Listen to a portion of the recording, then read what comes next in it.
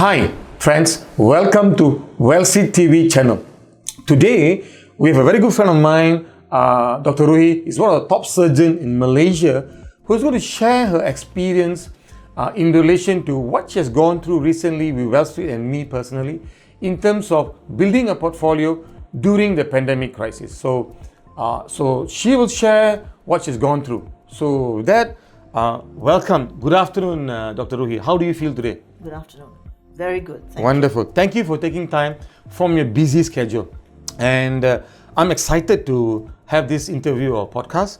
So let me dive in straight to what I think the first question that I want to share. Can you share with the audience as to how you feel when we recommend certain stocks which are different asset class from the normal asset class that the industry is actually discussing or talking about?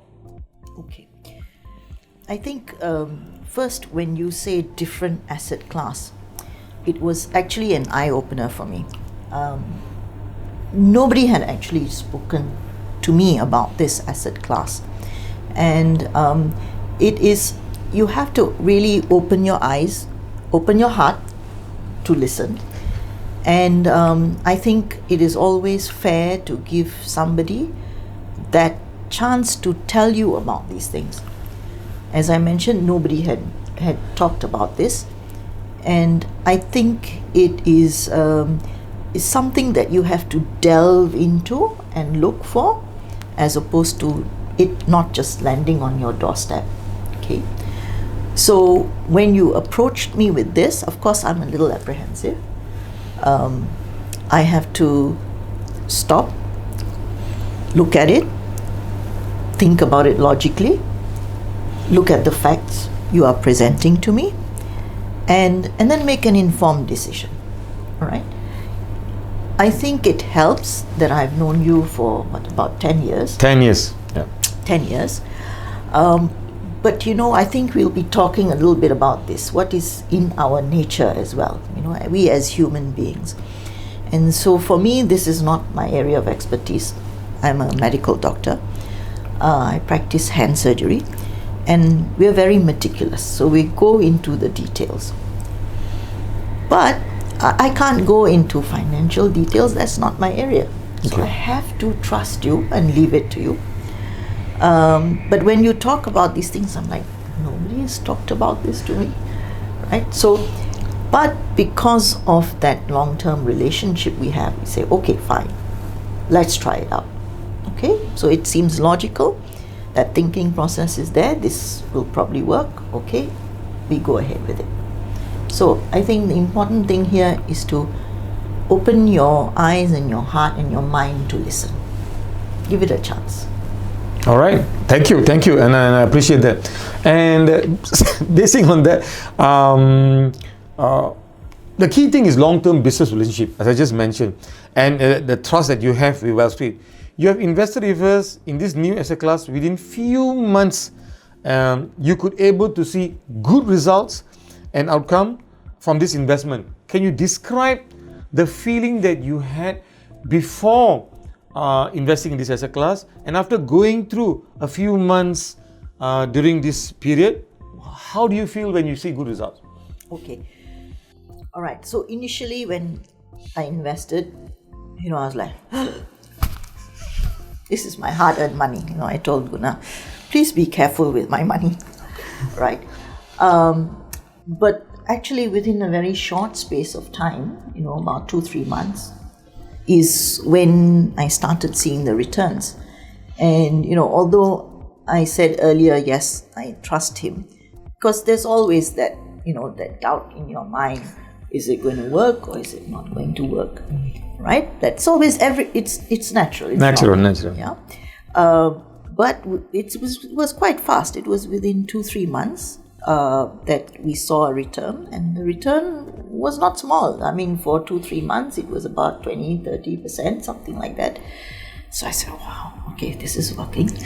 Then I started to jump with joy a little bit, Okay.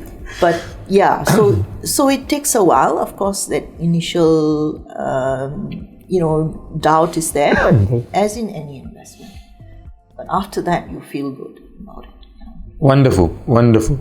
How effective do you think Well Street is in specifically managing your portfolio when it comes to active management based on the current market condition, as you know, to minimize risk and to optimize portfolio return? Okay. I think I've actually put in quite a number of different asset classes. Yes. And obviously, not everything goes perfectly all the time. Correct. I think the way that we have discussed in managing it is that I give you that green light to go ahead, but Mr. Guna will then call me or message me and say, this is not going the way we want and we want to change it. So it's pretty fast. So far, we've actually only done it for one, maybe two at the most. And what I feel is, why is it so few, is because he has chosen the stocks carefully. So he has put in the time and effort to research the stocks to take, the asset class to acquire. And with that has minimized the need to allocate the assets. So I think so far I don't have that much experience in having to change, but very few have been changed. But it's been managed pretty efficiently, I would say. Thank you. I'm sure the audience would, take this particular point to say that the way Well Street is managing the risk. And can you share and explain to the audience, as to how surprised you are to find out that most of them in the financial industry are not even talking about this asset class that you have invested in, and how have you benefited from this recommendation? Okay. These asset classes are really quite unusual. They're not the normal ones. We talk about, gold, we talk about other stuff, that is in the market. It is not like that at all. And I have invested with advisors, financial advisors from the banks, from mutual trust people, from different financial advisors and agents, even from stockbrokers, remisiers, from one more is those who are dealing with, for example, long-term deposits. Right? So all of these, this is nothing like that. Right? So I am quite surprised that this has been brought in and brought to my attention, and it's something I think is new, which is obviously it's not new, it's been going on, but it is not found or not advised about in Malaysia. Correct, especially in Malaysia. Yeah. So I'm quite happy. I mean, since I've invested, so far returns have been good, and I'm happy. I have a certain objective to achieve, so we're looking towards that. And I think so far so good. We'll see how it goes. Wonderful. What was your feeling when you attended the client webinar where Well Street is organized, and you were informed and you are being educated on the stocks that you have invested by the CEO or even the president of the company that you're investing? First of all, I would like to say that I'm glad Mr. Guna gives me 2 weeks notice or 1 month's notice, which is for me very important. Usually these seminars are held on a Saturday, and And the first time I attended it, I was quite impressed. CEO of a company is talking to us. It's not any Tom, Dick or Harry, although he might have been called Harry, I don't know. But obviously the person who's giving the talk knows deeply about that company, right? It's in depth. It is not somebody who's just coming and, collecting a few slides and giving. He's not wasting our time. He has in-depth knowledge specifically of that company. He has invested in that company. He owns shares in that company. So, all these things are to me like, obviously he's not going to let it go down. Okay, so these are things that would make an investor feel safe to go into that. Correct. Yeah? Correct. So I appreciate you calling these guys and, getting them to talk to us, even though, like I said, this is not my area, so I don't know that many questions to ask, but they give clear, precise, to the point explanations. And they know their company well because they own part of it or whole. Correct. And they've got money invested. So, they're invested. Okay. Wonderful. That's the key thing. But this is interesting. This has been something that I'm trying to work all these years in my career. I'm trying to share that to mainly audience who are looking at it right now. What kind of mindset and relationship should investors have when they are dealing with a licensed financial planner? You have to have a certain amount of discretion. Don't get me wrong, I have been conned before, right? And it's not a nice feeling.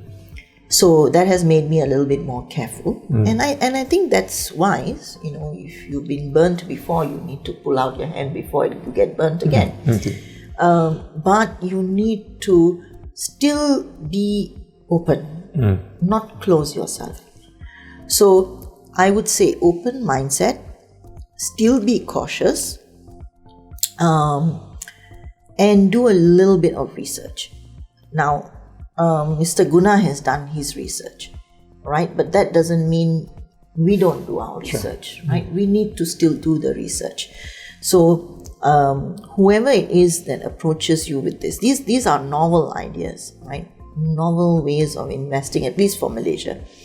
And I applaud you for, finding these and bringing them clear, right? But still, we as investors have to be careful. You as the advisor also have to be even more careful. More careful. Right? So, I know that you have done your homework. So then I will also have to do my homework to understand what he is trying to say. So I cannot say, look, you told me like this, I like this. No, we cannot do that, right?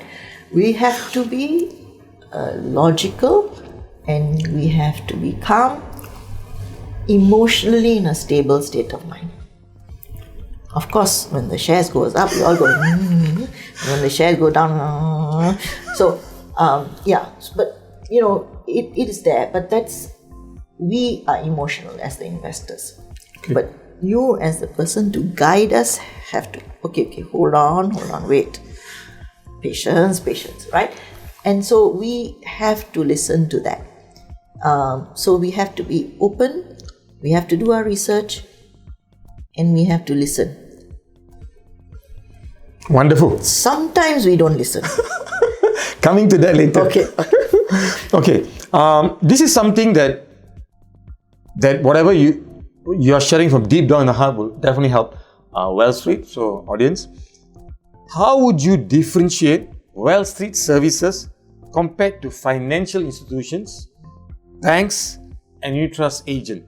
Okay, this is on a note that just to differentiate, the value that we bring. Very important question. First of all, let me put it this way. You as a financial advisor, not just having the degrees or the qualifications to advise. All right? That A lot of people will have, yeah. But you also look into the psyche of the investor or your client, right? And that is interesting because everybody is different. I as a surgeon, I look into the psyche of the patient. Okay. Should I operate or should I not operate, right? If I think that person, I may think, okay, I better think about not operating and treat this person in a way that they will benefit otherwise. Right. So similarly, I'm sure you do that. You look at your clients and you say, okay, this one, maybe this sort of investment, we all have a different threshold. So that's the second thing. Now, the third thing that I would say, in terms of course, you being a financial advisor, it's different from the banks. It's different from the mutual trust agent. All right. What I have found, and I've invested, I don't like mutual funds. Okay. It's really, I haven't had a good experience with them. Okay. Let's just put it that way. And what I find with all the bank portfolios and the mutual trust agent, they are there on behalf of the bank or the mutual trust. They are not there on behalf of you. Thank you for saying that. So they are advising you, but they are being paid by somebody. They're not being paid by you. So if somebody is dependent upon your money coming in, they are going to sing to a different tune. They will beat a different drummer. Why? Because their income depends on what you will then give them or not give them. So they will go that extra mile, make that extra effort, do that extra research to make sure that it's solid. All right, so that's the difference. That's the main difference. The second thing is, I feel it's the amount of qualifications, or not in terms of degrees, but in terms of reading, in terms of research. All these representatives of banks or mutual funds, they only know that bit. They are limited.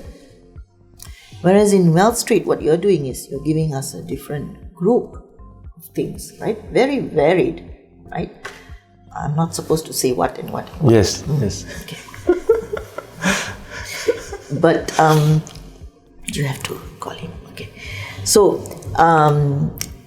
but that's the thing. I think when I first met you and we were talking about insurance, and you said, Ms. Rui, I will tell you about A, B, and C, and we will then work out which is the best. Beautifully said. Beautifully said. Oh, right? Correct. So that's the whole point. It's not, I'm trying to keep away from, okay? So I look this way. So that's the whole point of this exercise. To tell you that, from my experience, is that what he is doing is between Wealth Street and you. So it's a contract between Wealth Street and you, and obviously he has your interest at heart, because if he doesn't have your interest at heart, he will not have his interest at heart. Sure. And whenever I make an investment, whether it's in property, whether it's in asset class, the strongest point is if that person who's telling me to invest has invested himself. There's nothing better than that. True. All right. Just like you have said, the CEO of the company has invested his all in that. Obviously, he's not going to let it go down. Of course. Right. So that's the biggest point for me to say, okay, I think that this is stable. Right? I mean, I wouldn't know looking at all the figures, I'd be looking, okay. I mean, it's the understanding that you gather, you know what I mean? So, fine. And thank you for that. Okay, this is very important. Okay, Ms. Rui, on a scale from 1 to 10, okay, how important do you think that managing investors' emotion during period of uncertainty, like what we are going through now, is crucial, and how have you benefited from the Wealth Street process? Okay. I think investors are investors. So We are human beings. We will up and we will down. And when the market goes up, we also go up. Market comes down, we also go down. Right? And I think for me, in my experience, that's what I can say. In all the investments I've done before, outside from property, right? Most of which have gone down. And my expectations, my emotions have not been looked at, have not been managed at all. Because that's not what they are taught to do. Like I said, they are earning an income from the bank or from the mutual trust fund. Not to put these down, all right? They're not all bad. They're not, they are filling a void. They are filling a part of investing. You are doing a different part. The property market is doing a different part. They're all different asset classes, right? So we're not going to put them down. But I'm just saying that, they are not catering to us, the investor. They are just catering to the general population. It is there for you. If you like, you invest. They may say, okay, now it's going up. If you want to sell, you sell, right? But they do not,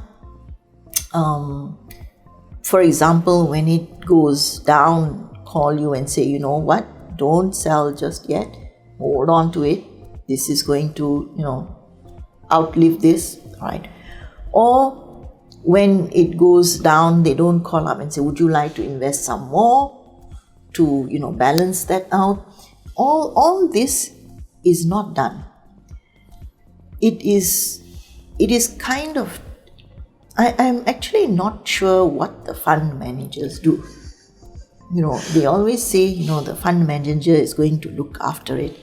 I don't know what they look after. And in fact, sorry if I interrupted you, I can't hold to say, which I've been observing in the market for many years, even dear friends, audience, and I find that to some extent, not all, they're just letting it plainly moving, not taking extra effort. That's my view, only my view.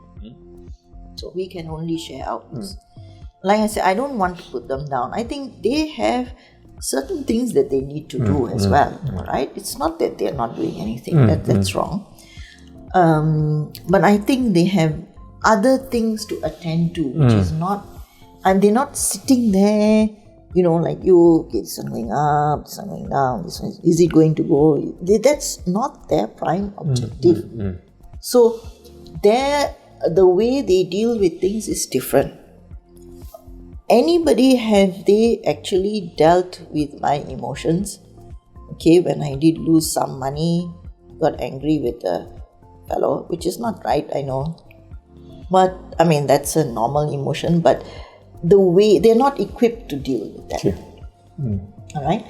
And I think it's not their fault, but nobody actually looks at these things. All right? And even now, I think looking at the emotional EQ of a person and how they are going to, a lot of banks have asked, they give you a questionnaire to fill on your portfolio. All right. Do they ever come back and say, let's go through this with you? No. All right. We fill it up and we give it in and I don't know what happens to it. So what I'm trying to say is that I think this is a different area that you're dealing with, the emotional response of an investor to the investment when it goes up and down, and closely managing that. Correct. And telling them, look, hold on, just wait, it's gone down, I know, but it will come up. All right. And that is very important because it allays our fears. Yeah. Obviously, when it goes up and we're like, sell. All right, when we do that, all right, and then again you come in and you tell us, oh, hold on, okay, very good. We know it's going up, but just hold on. Right, so that is not there in the other areas, in mutual funds or partly because we also don't know, right? Maybe they also don't know, I don't know. But I think here, obviously, we are not God, we don't know all. And there will be, ups and downs, plus and minus. I tend to be on the more conservative side as I grow older, obviously. I think that's part of it. So we will say, okay, let's pull out before we've got this much. I'm happy with this much. Right. But I guess that's an investor's behavior. And I think they have a right in a way. Yeah, in a way, yes. Yes, it's their money. If they feel that it should come out now, then fair enough, right? But I think that's a conversation between the advisor and the investor. Yeah. But I have not seen that in other areas. Some banks do have very good advisors, and lately I have seen one or two. All right. So I will not say which bank. But, Sure. But I have found one or two that are really good. They take pride in their work. They go the extra mile. Now I wanted to mention this book by Og Mandino, The Greatest Salesman in the World. I am a professor, so without giving one piece of reference, I cannot leave conversation. Sure. So, The Greatest Salesman in the World by Og Mandino, there's 2 volumes. You must read that. Okay. It talks about a secret to success. And what is that secret? Please. Going the extra mile. Whatever you've been asked to do, go above and beyond. For sure, that person will come back to you. Miss Ruhi, with all that said and done, on a scale of 1 to 10, what would you say where Wesley is? I thought half an hour I've been talking to you. You still want to go through just the last extra mile, as you said, so that the audience are convinced. Okay, not give you too high marks. Okay, let's see. I think the new asset class we've been doing for about a year. A year. About a year, huh? Okay, about a year. Okay, I will give you 8.5. Okay, fair. I accept that wholeheartedly. And I appreciate that. And I'm a strict marker. Thank you. And I know. So 8.5 is a lot. Wonderful. Wonderful. So Ms. Ruhi, I want to thank you from the bottom of my heart, sincerely. It is not just on a postcard, it's a conversation between a friend and also a client, and I'm so excited about what we have went through just now. Honest conversation. Wonderful. I can bash you whenever I want. Yeah, sure. and so it's very valuable. So that, hi friends and audience, I'm very happy that Dr. Ruhi has shared. All these are from her bottom of her heart, her real experience. I hope that you have benefited from this podcast, and do remember to subscribe to my channel and share it with all your friends, and see you soon in the next podcast. Bye for now. Thank you.